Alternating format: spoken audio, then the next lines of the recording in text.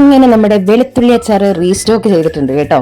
ഈ ഐറ്റംസ് ഒന്നും നമ്മൾ ഉണ്ടാക്കിയിട്ടുണ്ടെങ്കിൽ അത് നമ്മുടെ വീട്ടിൽ ഇരിക്കാറേ ഇല്ല കേട്ടോ. അപ്പോൾ നിങ്ങൾ വിചാരിക്കും നമ്മൾ ഇന്ന് വെളുത്തുള്ളി അച്ചാറിന്റെ വീഡിയോയുടെ ഒരു റെസിപ്പി ആയിട്ട് വന്നതായിരിക്കും. അല്ല കേട്ടോ, ഇന്ന് റെസിപ്പി പറയാൻ വന്നതല്ല, പകരം മനസ്സിൽ തോന്നുന്ന കുറച്ച് കാര്യങ്ങൾ നിങ്ങളുമായിട്ടൊന്ന് പങ്കുവെക്കണം എനിക്ക് തോന്നി.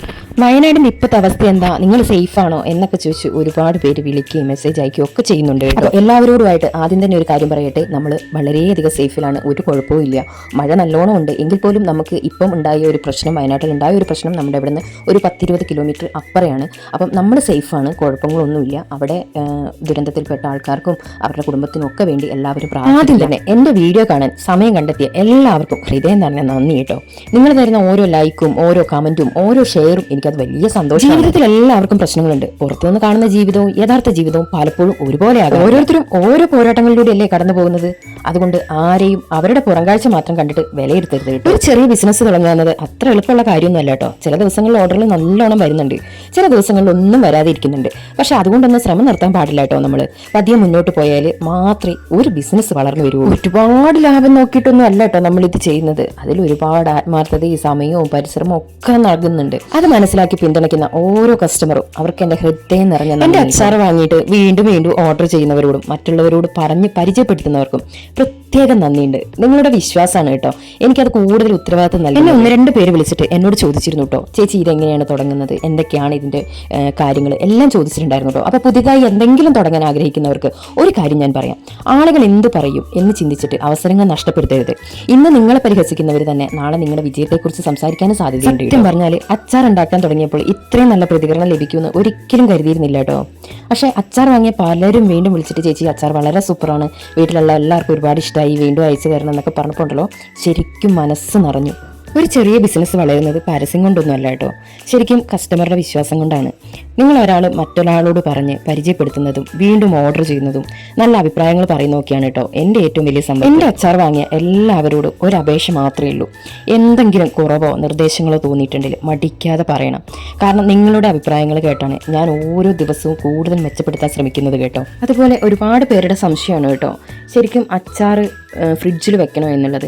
ഒരിക്കലും അച്ചാർ ഫ്രിഡ്ജിൽ വെക്കണം എന്നില്ല. കാരണം അച്ചാർ എടുക്കുമ്പോൾ നല്ല ഉണങ്ങിയ സ്പൂൺ കൊണ്ടൊക്കെ എടുത്ത് അത് നല്ലോണം എയർ കയറാതെ അടച്ചു വെച്ചാൽ മാത്രം മതി കേട്ടോ. ഫ്രിഡ്ജിൽ വെക്കണമെന്ന് ഒരു നിർബന്ധവും ഇല്ല കേട്ടോ. കുറച്ച് ദിവസങ്ങളായിട്ട് എനിക്ക് പനി കാരണം പൂർണ്ണമായിട്ടുള്ള റെസ്റ്റിലായിരുന്നു കേട്ടോ.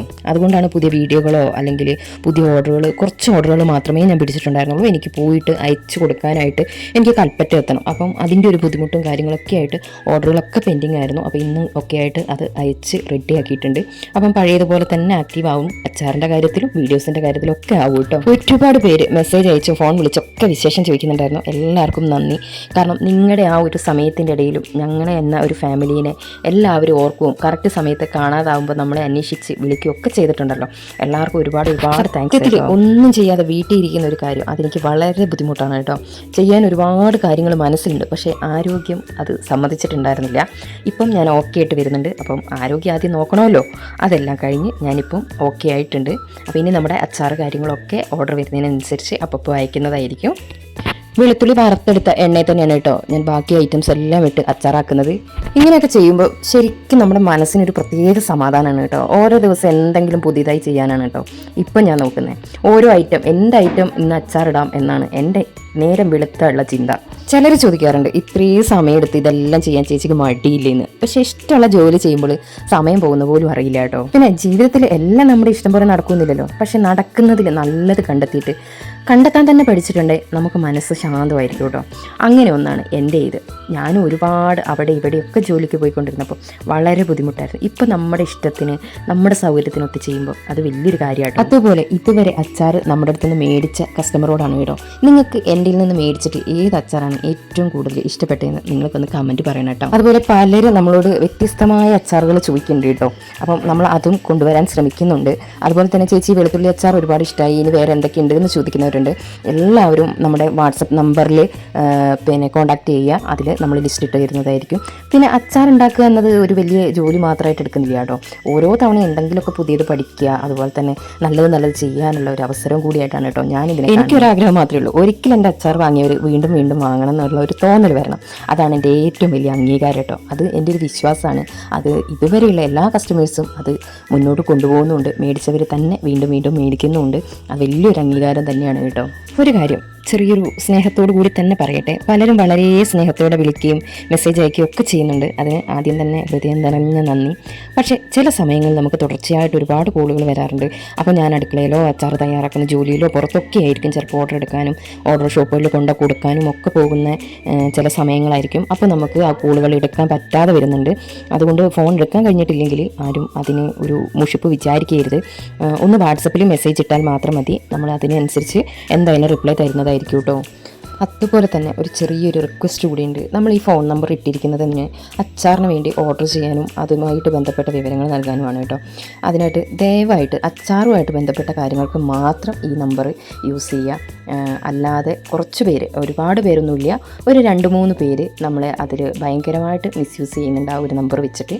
അപ്പോൾ ദൈവത്തെ ഓർത്ത് നമ്മൾ അതിനായിട്ടിട്ടതോ അല്ലെങ്കിൽ നമ്മൾ വേറെ പേഴ്സണലായിട്ട് സംസാരിക്കാനോ ഒന്നുമല്ല.